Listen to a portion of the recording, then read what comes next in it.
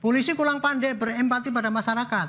Selama ini pendekatannya ya, apabila ada polisi salah, kecenderungannya menutupi institusinya supaya tidak jelek, maka wah dia itu sudah sesuai dengan SOP lah untuk melindungi tugasnya yang betul-betul murni gitu. Tapi lupa bahwa sekarang tuh medsos lebih berkuasa kan. Ya.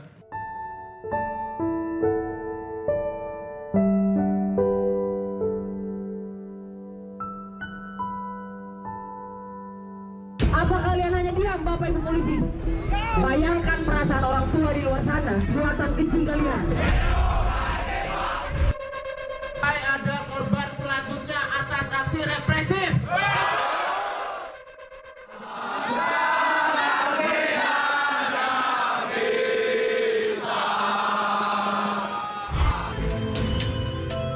Penembakan yang dilakukan terduga pelanggar tidak terkait dengan pembubaran tawuran yang sebelumnya terjadi. Pelaku penembakan ini harus bertanggung jawab. Sepenuhnya saya siap bertanggung jawab, saya siap dievaluasi, ataupun apapun bahasanya. Fenomena partai coklat, fenomena bagaimana Jokowi terus digerakkan oleh ambisi-ambisi kekuasaan demi kepentingan keluarga dan pribadi. Pilgub Jawa Tengah ini Pak, ada pengerahan dari kepolisian, aparat gitu. Ini bagaimana tanggapan Bapak? Ya, disebut Bapak yang membelakangi Pak. Dibuktikan saja, jangan hanya tuduhan-tuduhan, karena kan ada dilaporkan saja ke Bawaslu, kan ada mekanismenya, atau dibawa ke MK.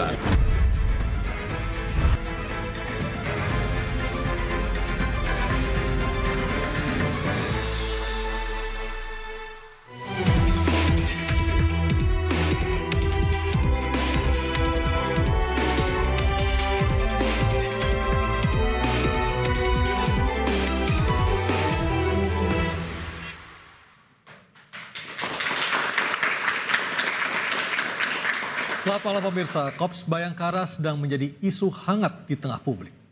Serentetan kasus penembakan oleh oknum polisi yang menyebabkan 2 nyawa melayang masih terus disorot. Dan belum lagi ada dugaan ketidaknetralan aparat dalam kontestasi Pilkada serentak 2004 hingga mencuat istilah Partai Coklat. Tantangan berat di depan mata, apakah hukum dapat ditegakkan secara adil dan transparan? Bersama saya Anisha Dasuki. Dan saya Aryo Ardi, inilah interupsi kasus anggota dan tudingan politisasi ujian buat polisi. Untuk membahas serentetan kasus yang melibatkan penegak hukum, sudah hadir bersama kami. Di sebelah kanan saya ada Ibu Irjen Pol Purnawirawan Ida Utari, anggota Kompolnas. Selamat malam Ibu. Malam. Dan ada Bapak Arianto Sutadi, penasehat ahli Kapolri. Selamat malam Pak Arianto. Selamat malam. Dan di sebelah kiri saya sudah ada Mas Adi Praitno, pengamat politik. Selamat malam Mas Adi Prai. Dan juga Bang Saur Siagian, praktisi hukum. Selamat malam Bang Saur. Selamat malam Mas Aryo. Dan di floor sudah ada Mas Sugeng Teguh Santoso, Ketua IPW. Selamat malam Mas Teguh bersama para mahasiswa. Terima kasih sudah hadir bersama kami malam hari ini. Kita tepuk tangan dulu untuk para narasumber. Ibu Ida, awalnya dibilangnya membubarkan tawuran. Ternyata berdasarkan hasil penyidikan Propam, ternyata bukan membubarkan tawuran, pepet-pepetan. Kemudian untuk membubarkan tawuran, protapnya seperti apa? Apa langsung menyasar badan hingga meninggal dunia? Ini kasus Semarang ya? Kasus Semarang. Ya, sebenarnya Polri ini sudah memiliki protap bagaimana menangani unjuk rasa. Di situ sudah terlihat bagaimana aturan yang sudah ditetapkan. Pada eskalasi apa, kemudian menggunakan kekuatan bagaimana. Dan juga diatur di dalam Protap 01 2009, itu sudah diatur di dalamnya. Penggunaan kekuatan 1, 2, 3, 4, 5, 6. Nah 1, 2, 3 boleh dijabarkan nggak sih Bu? Ya, 1 misalnya apa? Ya, 1 itu menggunakan suara dulu. Oke, imbauan sampaikan. Kemudian kedua naik eskalasinya mulai. Nah, saya tidak terlalu fix dengan yang lainnya. Untuk penggunaan senjata api itu pasti ada urutannya juga. Betul, ada urutannya. Untuk pembubaran. Bener. Itu apa saja, Bu?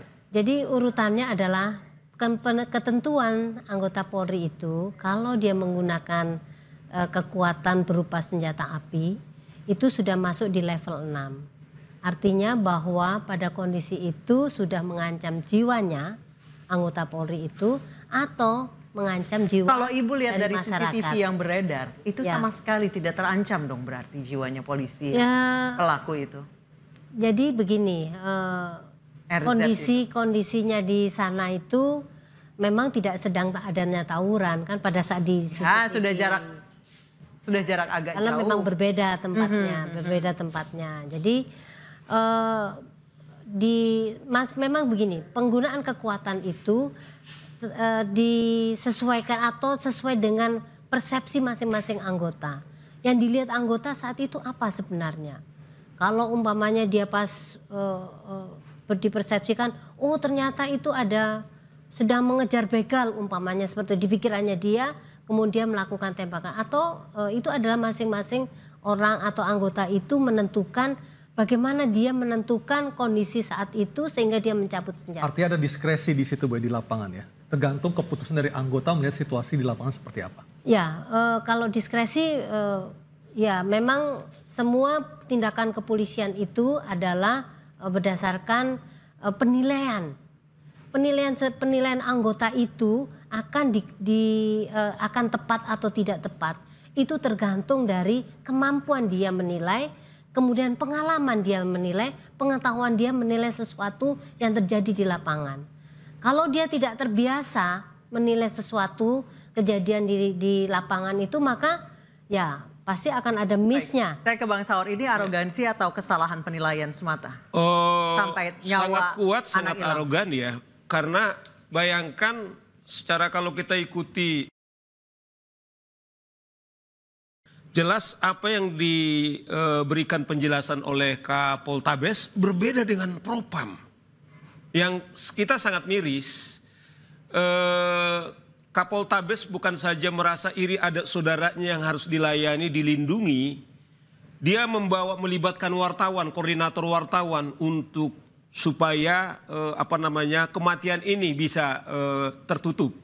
Nah, oleh karena itu saya kira menurut saya Kapoltabes ini saya kira nggak layak jadi pemimpin. Bayangkan saya apresiasi Pangdam Bukit Barisan Mas waktu terjadi penyerangan di Medan. Deli Serdang ya? Deli Serdang. Kemudian Pangdam datang kepada keluarga, dia bilang begini, kalaulah nyawa saya ini bisa gantinya, saya bersedia untuk gantinya. Itu nggak mungkin. Tetapi maksud saya tentara ini begitu berempati kepada keluarga korban atas kehilangan nyawa, sekalipun proses masih melakukan penyelidikan. Tetapi yang kita lihat kan sekarang ini bahkan dia melibatkan kemudian wartawan supaya ketika sudah meninggal diikhlaskan. Ternyata mau menutup-nutupi yang mestinya harus dilindungi, yang harusnya dilayani. Ini menurut saya adalah arogan yang sangat luar biasa. Saya nggak tahu mengapa ini bisa jadi Kapoltabes yang sangat strategik. Apakah karena ada hal-hal yang tidak profesional sehingga bisa. Nah, oleh karena itu juga kesempatan ini Mas Arianto, izinkan kita mengucapkan turut berduka cita kepada keluarga Gama. Dan beberapa hari kemudian Mas Arianto, kejadian lagi ada polisi kita membunuh orang tuanya sekalipun bukan dengan senjata. Di Bogor ya? Yang di Bogor. Maksud saya adalah bagaimana ini kan soal pengontrolan diri dan emosi. Yang satu pakai senpi, yang satu ada alat untuk mematikan, mampu mematikan ibunya, memukul dengan tabung gas itu. Makanya menurut saya di sini kita beruntung pada malam hari ini ada pemikir kepolisian. Saya kira kita harus merubah total pendidikan di kepolisian kita.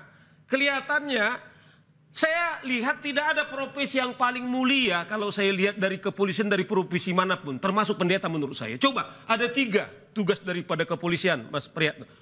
Pertama adalah menjaga Kamtipmas kita, menjaga keamanan ketertiban.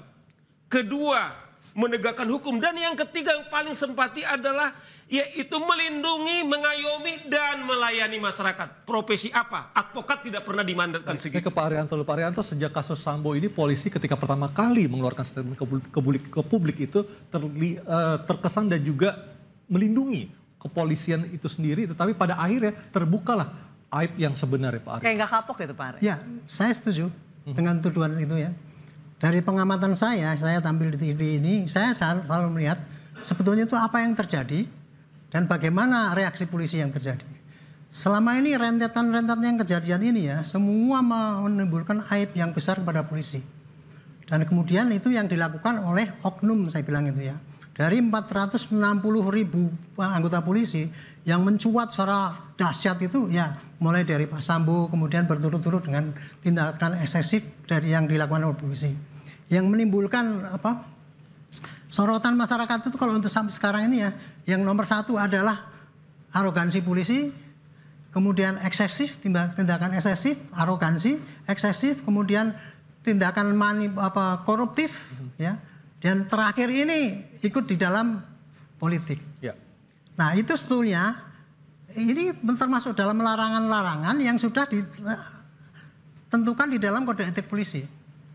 Itu sebenarnya sudah ada larangannya, tapi kalau itu dilanggar maka harusnya ada sanksinya. Tetapi kan sanksi itu tidak efektif, buktinya banyak sekali yang terjadi ya. Nah sekarang kenapa kok jadi berlarut-larut seperti ini? Kalau saya sementara ini menjawab begini, polisi kurang pandai cara cepat mengklarifikasi berita yang terjadi di lapangan. Nomor satu. Yang kedua, polisi kurang pandai menjelaskan pada masyarakat apa yang sudah dilakukan. Polisi sudah banyak, Pak Saur, mengerjakan banyak. Tetapi, ya itu tadi karena orang banyak dan kemudian yang harus dikelola banyak, sehingga tidak sempat memperbaiki semuanya gitu. Yang terakhir, yang saya setuju dengan Pak Saur tadi, polisi kurang pandai berempati pada masyarakat. Selama ini pendekatannya ya, apabila ada polisi salah, kecenderungannya menutupi institusinya supaya tidak jelek, maka wah dia itu sudah sesuai dengan SOP lah untuk melindungi tugasnya yang betul-betul murni gitu. Tapi lupa bahwa sekarang itu medsos lebih berkuasa kan. Ya, betul. Transparansi berkuasa, publik nggak bisa ditipu lagi. Apalagi kejadian yang kemarin di Semarang itu, saya betul-betul mengatakan ya itu apapun alasannya polisi itu tidak benar itu mau membubarkan tawuran sampai senjata itu digunakan itu dan menimbulkan orang meninggal ya. Alih-alih minta maaf kepada masyarakat malah mengekspos bahwa itu adalah termasuk salah besar. Malah berbohong ya. Pak Arianto tadi Anda sempat menyebutkan soal keterlibatan polisi di politik. Saat ini mencuat istilah parcok, bukan param kocok, tapi partai coklat. Apa itu partai coklat? Kita akan membahasnya usai jeda, tetap di Interupsi. Itu Mas Adi.